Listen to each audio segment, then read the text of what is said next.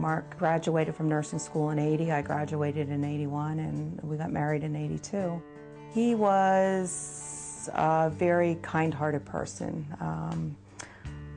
always quick to smile, very soft-spoken, loved to cook.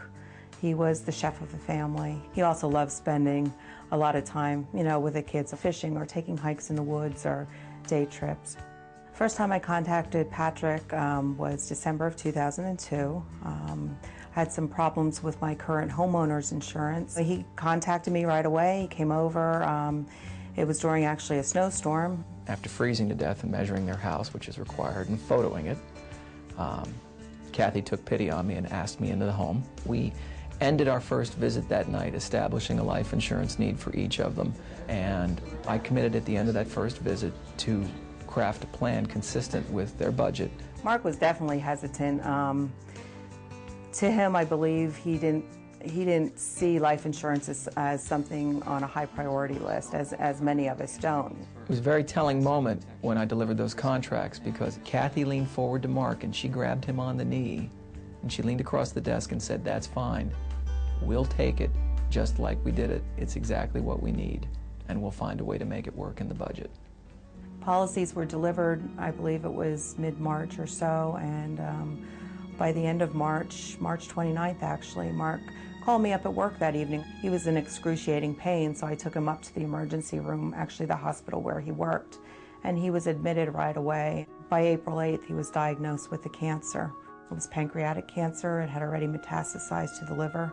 When the physicians told him what the diagnosis was, I remember him turning to me and saying, "I'm going to die."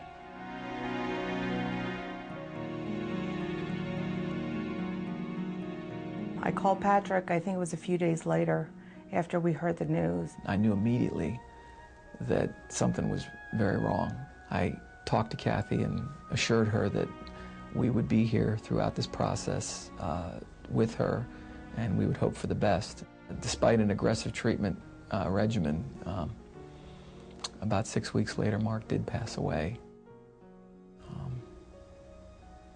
I had delivered death claims before, but this was the first death claim I delivered for a customer that I wrote. Patrick was in tears when he called me on the phone to tell me the situation.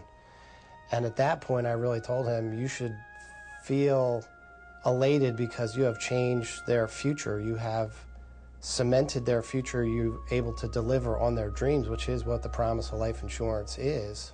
Knowing that that insurance money was there was so important.